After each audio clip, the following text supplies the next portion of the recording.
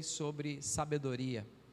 Então, se você quiser os estudos das 9 horas da manhã e os sermões, todos eles de janeiro, foi tudo sobre sabedoria, está no IPIG TV Tube, tanto no Facebook quanto no YouTube. Você pode ir lá ouvir, né, e estar acompanhando essa série. Hoje estamos encerrando na escola dominical, encerramos com Tiago capítulo 3, né, que Tiago fala para a gente ter sabedoria do alto, e agora nós vamos para Provérbios 2:5 e Tiago 1:5, são dois textos, um no Antigo, outro no Novo, e nós vamos falar sobre o ambiente que você pode proporcionar para que a sabedoria se desenvolva, porque muitas vezes, Senhor, me dá sabedoria, tem certas orações, meus irmãos, que Deus responde dizendo assim: ô colega, toma jeito, faz alguma coisa, você está me pedindo uma coisa que eu estou te dando todas as condições para ter, e você quer que aconteça o que mais, né? Deus quer que nós vivamos a sabedoria, mas não adianta só pedir, temos que pedir, porque a sabedoria vem de Deus, porque é a sabedoria do alto, contudo ela precisa ser desenvolvida em nós. Então, em Provérbios 2:5-7 diz assim: então você entenderá o que é temer ao Senhor e achará conhecimento de Deus, pois o Senhor é quem dá sabedoria. Olha o verso 6, porque o Senhor é quem dá sabedoria, de sua boca procedem o conhecimento e o discernimento, ele reserva a sensatez para o justo como um escudo, e protege quem anda com integridade.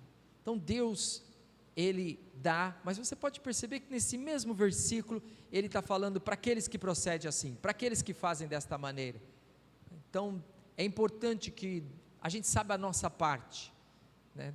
Todo processo espiritual, relacionamento com Deus, Deus retorna e diz: eu quero a tua parte, eu te dou força, te dou capacidade, te dou meios, te dou ambiente, te dou tudo, mas eu quero a tua parte. A nossa parte é a menor de todas e a mais fácil. Deus faz um milagre, o extraordinário, o impossível, Ele faz a transformação de forma que a gente às vezes fica boquiaberto, mas a nossa pequena parte, nos nossos 5 pães e 3 peixinhos, tem que ser apresentado diante de Deus. Mas são 6.000 pessoas para ser alimentadas, não importa, apresenta os teus pãezinhos e os teus peixinhos, que eu faço o resto. E em Tiago 1:5 diz: se algum de vocês tem falta de sabedoria, peça a Deus, que a todos dá livremente, de boa vontade, e lhe será concedida. Deus quer dar sabedoria, Deus quer um povo inteligente, capaz, concatenado, capaz de entender o processo da vida, capaz de entender a realidade, entender a casa, a família, o relacionamento. Deus quer que vivamos com qualidade, e esta qualidade que Deus quer que vivamos, é uma qualidade onde nós precisamos participar dela. Nesse processo, nesse agir de Deus, eu gostaria de falar de 3 ambientes, ou 3 situações que nós podemos praticar, que nós podemos viver, para que a sabedoria venha.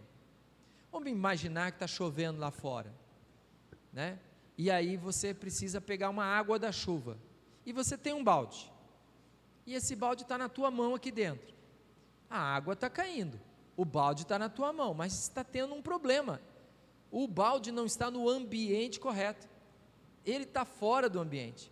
O que nós queremos é que você coloque o balde lá fora, e deixe a água cair nesse balde, e deixe a sabedoria de Deus tomar conta. Você não pode fazer chover, Deus faz chover, mas você pode colocar o balde no lugar certo, e é isso que nós queremos fazer, e é isso que Deus quer de nós, a nossa participação nisso, para que sejamos um povo saudável, um povo abençoado. Eu estava lendo pastor espiritual agora me fugiu o nome do autor, já eu falo, e esse texto mexeu comigo na introdução do pastor espiritual, quando ele fala que o pastor espiritual precisa ter 3 características. Quando ele falou de 3 características, eu pensei, peraí, eu estou falando sobre sabedoria, e essas 3 características têm muito a ver com a nossa vida, não é só com o pastor. Lá no livro, o pastor espiritual, o autor, está me exortando, é um livro para pastores, né? Para líderes espirituais, e eu preciso, que o pastor, ele não é um profissional da área, o pastor é uma pessoa que precisa de espiritualidade saudável, e tem muitos pastores que vão ficando tecnicistas, eles vão ficando vendedores da fé, e eu me recuso a viver essa realidade. Eu posso até não ser aquilo que as pessoas querem que eu seja, mas eu sou alguém que está buscando a Deus e relacionamento profundo com o Espírito Santo do Senhor, e tudo que está acontecendo na realidade da igreja precisa passar por esse comportamento meu, essa atitude como pastor. E aí eu pensei, mas isso aplica-se para todos nós. E o que é que eu preciso fazer para ser sábio? Como que eu posso ser sábio? Bom, crie ambientes, 3 ambientes. Primeiro ambiente, que eu vou chamar de ambiente espiritual. Jesus é o exemplo de todas as coisas, e ele é exemplo para um ambiente espiritual. Olha só o que está escrito em Marcos, capítulo 1, versículo 35. Marcos 1, 35.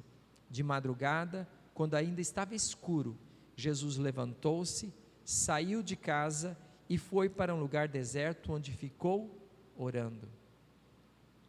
Nós precisamos ter ambientes espirituais. Quanto tempo no seu dia, na sua semana, você se dedica a Deus de forma bem intensa, com muita qualidade? Quanto tempo? Nós precisamos de ter momentos de oração, momentos de reflexão da palavra, momentos como esse, de ouvir a palavra de Deus, de estudo bíblico. Nós precisamos ler as Sagradas Escrituras, nós precisamos de comunhão com o Senhor. A fé cristã, ela passa por uma espiritualidade intensa. Nós somos automaticistas, vamos automatizando tudo, e a gente começa a automatizar nossos relacionamentos em casa. Você já sabe o que fala para sua esposa, para o seu marido, para o seu filho, para o seu pai, para sua mãe, para o seu irmão. Você é automático para conversar com o colaborador, o colega de trabalho, e esta maneira que muitas vezes você adquiriu no piloto automático, ela te distancia, e Deus não quer isso. Por isso Jesus, de madrugada, e aqui Marcos 1, ele está vivendo um auge no seu ministério, onde todos o procuravam, todos queriam falar com ele, e ele estava agora vivendo uma espiritualidade intensa com o Pai. Ora, se Jesus, o Filho de Deus, que veio a este mundo, demonstra para nós a necessidade de ter um relacionamento íntimo e profundo com o Senhor, nós também, se queremos ter sabedoria, nós precisamos ter esse relacionamento. Qual foi a última vez que você ouviu Deus, que ficou abalado, tremeu, sentiu que Deus tinha falado com você? Quem sabe ali no teu quarto, na leitura da palavra, quem sabe naquele momento de oração, quem sabe no momento maravilhoso como esse que nós tivemos de louvor, não sei, quem sabe num acampamento, na leitura de um livro de uma pessoa que é serva de Deus, quem sabe, mas você criou esse ambiente, você desenvolveu esse ambiente, você parou para dizer: Deus, agora é nós dois. Moisés nem sabia, né, que ia acontecer isso, mas ele estava num deserto cuidando de ovelhas, e de repente ele viu que um arbusto pegava fogo e não se queimava, e ele se aproximou para ver. De repente ele ouve a voz de Deus. Como o arbusto não se consumia com o fogo, ele ficou assustado, e ele ouve uma voz de Deus que diz: tire a sandália dos teus pés, porque o lugar que você pisa é santo. Deus estava ali. O eu sou estava ali. O Todo-Poderoso estava ali, na sua glória. E Moisés treme na base. Mas Moisés tem uma profunda experiência com Deus. Ele vive um momento importantíssimo com o Senhor. Às vezes, irmãos, nós não temos qualidade no nosso ambiente espiritual e por isso não desenvolvemos sabedoria. A nossa sabedoria está truncada porque a fonte, que é Deus, não está sendo ouvido, não está sendo percebido, não está sendo colocado numa circunstância onde isso se torne favorável. O nosso balde está no nosso braço, mas a chuva está lá fora. O ambiente que nós precisamos é um ambiente espiritual. Mais um ambiente que nós precisamos. Sabedoria passa também por ambiente intelectual. Deus quer se relacionar de forma sobrenatural conosco, falar nos nossos corações, mas Deus quer que entendamos, Deus quer que procuremos compreender. Olha só, Lucas 4:22, o que é que a Bíblia fala sobre Jesus, o nosso exemplo de sabedoria, nosso modelo maior. Todos falavam bem dele e estavam admirados com as palavras de graça que saía de seus lábios, mas perguntavam: não é esse o filho de José? Olha Lucas 4:32, todos ficavam maravilhados com o seu ensino, porque falava com autoridade. Jesus era o professor, e ele tinha conteúdo, porque ele estudou. Hoje nós temos suspeitas por causa dos achados arqueológicos de Qumran.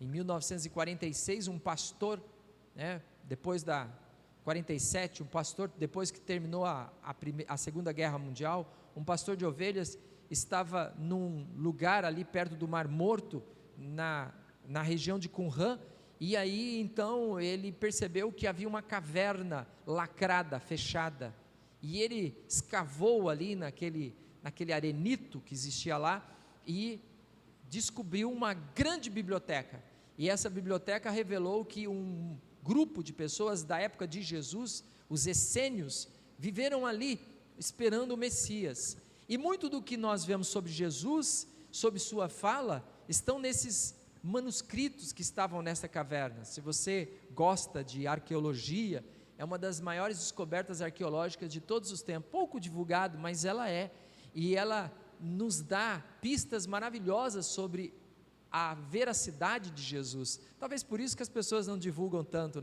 é porque confirma que o mestre falava, e o que ele falava tem sentido para aquela época, o seu discurso tinha sentido. Jesus estudou, era chamado de mestre. Irmãos, nós precisamos desenvolver a nossa mente com leitura da palavra, nós precisamos desenvolver a nossa mente com estudo bíblico, nós precisamos desenvolver a nossa mente com reflexão profunda. Deus quer que você tenha conhecimento. Deus não aceita que você seja um tolo guiado por uma outra pessoa. E o pior é quando somos um tolo guiado por outro tolo, Mas Deus quer que você seja sábio, e que não seja guiado por ninguém, que tenha clareza no raciocínio, para compreender o que aquela pessoa está dizendo, que tenha perspicácia, que tenha entendimento. Deus quer que você desenvolva isso, que você desenvolva a tua capacidade, assim como Jesus era muito inteligente. Quantas vezes ele estava em situações complexas e difíceis, e ele teve respostas tão simples. Quando ele entrou em Jerusalém, e então perguntaram sobre o tributo que se deveria dar, se Jesus respondesse lá em Jerusalém sobre o tributo, dizendo assim, diante da pergunta, deve-se dar ao Império Romano os tributos, se ele dissesse assim, sim, deve, o povo ia olhar para ele e falar assim, esse cara é um vira-casaca, ele não é um nacionalista, ele não é um verdadeiro israelita, esse cara aí está a serviço de Roma. Se ele dissesse, não devemos pagar o tributo, aí então, era tudo o que os fariseus e escribas queriam para prendê-lo e dizer assim: olha, ele está sonegando impostos, ele está instigando o povo a não pagar impostos. Não tinha saída. Mas olha que inteligência, olha que capacidade, olha que entendimento.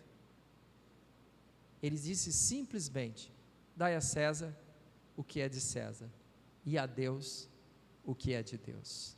E encerrou o assunto. E todo mundo ficou ali, como a gente diria na infância, chupando o dedo. Falou: meu Deus, e agora? O que a gente faz com um homem desse? A inteligência de Jesus era notória, e Ele quer irmãos inteligentes, Ele quer filhos do rei inteligente, Ele quer pessoas que vivam com inteligência. A vulnerabilidade nossa, dos brasileiros, diante de políticos corruptos, pastores que não são pastores, não deviam ser chamados de pastores, corruptos também, que subornam o povo, tiram dinheiro dele, é evidente no nosso país. Mas eu louvo a Deus porque existe um grupo de pessoas que reagem a isso e diz: não, Deus me fez com criticidade suficiente para compreender as coisas e os mistérios, para entender o que está acontecendo. Eu pertenço ao Senhor Jesus Cristo, e não vou ser ludibriado, enganado. Nunca me esqueço de um advogado, muito orgulhoso, ele era muito bonito, casou com uma esposa muito bonita, eu fiz o casamento deles, e quem sabe ele está me vendo aqui, vai até lembrar e dar risada, né? E ele era um rapaz muito inteligente, um ótimo advogado, e ele chegou na minha sala pastoral e começou a chorar. E eu disse: o que foi, meu irmão? O que está acontecendo? Eu pensei que ele estava com problema conjugal, ele era casadinho de novo, né? Mas não era isso. Ele fez uma viagem com a sua esposa e parou na estrada, num quiosque, parou na estrada para tomar um café. E aí ele caiu num golpe eu não sei nem o nome daquelas cumbuquinhas, das 3 lá do golpe das cumbuquinhas. É pungista que fala, né? Um pungista enganou o doutor advogado e tirou dele, na época, R$50, que era muito dinheiro, e ele estava chorando de raiva de si mesmo, porque tão inteligente, mas um larápio o enganou com aquelas bolinhas lá, com aquelas cumbuquinhas. Onde é que está a bolinha? Onde é que está a bolinha? Onde é que está a bolinha? Fez uma aposta com ele, e aquilo tudo é armação, e ele não percebeu e caiu naquela cilada. Foi só um deslize. Mas por quê? Porque faltou discernimento, faltou entendimento, faltou capacidade cognitiva para perceber a realidade que nós vivemos. E Deus não quer que isso aconteça. Deus quer que você seja esperto, no sentido positivo dessa palavra, que é difícil de usar hoje. Deus quer que você tenha entendimento. Jesus era assim, e este é o ambiente que nós precisamos. Leia. Você tem lido bons livros? Você tem lido bons livros? Você tem lido a própria Bíblia? Você tem participado dos estudos bíblicos? Todos os dias, 9 horas da manhã, nós temos estudos bíblicos aqui na igreja, e eles estão disponíveis online para quem quer ver isso em outro horário, para você pensar, para você entender, para você raciocinar, porque a sabedoria vai vir, mas o ambiente cognitivo, o ambiente intelectual precisa ser desenvolvido. Então, nós precisamos desenvolver um ambiente espiritual, relacionamento com Deus, o ambiente intelectual, e aí forma-se o triângulo, quando nós também desenvolvemos um ambiente de comunhão. Eu preciso da igreja, do povo de Deus, para viver e ser sábio. Eu preciso da igreja e do povo de Deus para viver e ser sábio. Em João 17, 20 e 21, o nosso Senhor Jesus Cristo ora assim: a minha oração não é apenas por eles, rogo também por aqueles que crerão em mim, por meio desta mensagem, para que todos sejam um, como tu estás em mim, que eles também sejam em nós para que o mundo creia que tu me enviaste. Jesus quer que tenhamos comunhão, relacionamento. Deixa eu falar uma coisa sobre o tema deste ano, família de Deus. A IPI de Guarujá, e até o pessoal que está nos visitando, ela se recusa que você assista culto e que você seja apenas um participante equidistante da realidade da igreja, porque aqui nós somos uma família aberta, e aqui o teu problema é nosso problema, a tua alegria é nossa alegria. Aqui nós estamos nos juntando e orando um por outro e ajudando um ao outro, porque a comunhão aqui, ela é comunhão de corpo de Cristo, é comunhão de igreja. E quando você passa por lutas e passa por alegrias, e você precisa de um conselho, e você precisa compartilhar algo, aqui tem ouvidos, aqui tem pessoas sábias, aqui tem gente que se importa, e a igreja está nesse tema da família, porque isso aqui é família de Deus. A gente se recusa a ser uma igreja fria, e a nossa quentura não é no fervor dos cultos e trabalhos, que também pode existir, mas nosso aquecimento é a nossa proximidade. Jesus ora aqui em João 17, dizendo assim: eu quero que eles sejam um. A unidade do corpo de Cristo, ela precisa passar pelo fato de que eu tenho que saber teu nome, eu tenho que saber o que você faz, e você precisa saber quem eu sou, e nós precisamos orar um pelos outros e nos ajudar mutuamente. Quantas vezes nesses mais de 5 anos que eu estou aqui nessa igreja, que eu tive pessoas aqui que me exortaram, glória a Deus por isso, pessoas aqui que me abriram os olhos em certas coisas, porque somos uma família, e aqui não tem autoridade, aqui tem irmãos em Cristo, e nessa irmandade nós criamos essa comunhão, e nesta comunhão Deus age nos dando sabedoria. É nessa comunhão que o ano passado o tema foi discipulado, porque eu preciso de um orientador espiritual, sozinho eu não consigo ser melhor. Quem caminha sozinho pode até ir mais rápido, mas quem caminha acompanhado vai mais longe. Nós queremos que o ambiente da comunhão aconteça. Nós estamos aí com a nossa programação. Essa semana eu estava, quinta ou sexta, eu estava olhando lá que nós fizemos a primeira reunião da programação, várias atividades para a gente bater papo, para a gente tomar um café junto, para a gente se encontrar aqui na igreja, comer uma pizza, ou se encontrar em algum lugar, estão sendo programadas. Por quê?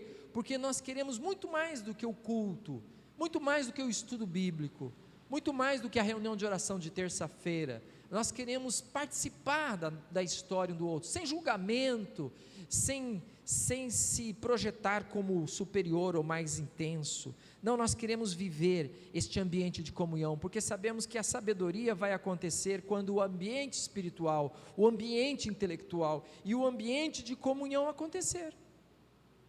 Quer ser sábio?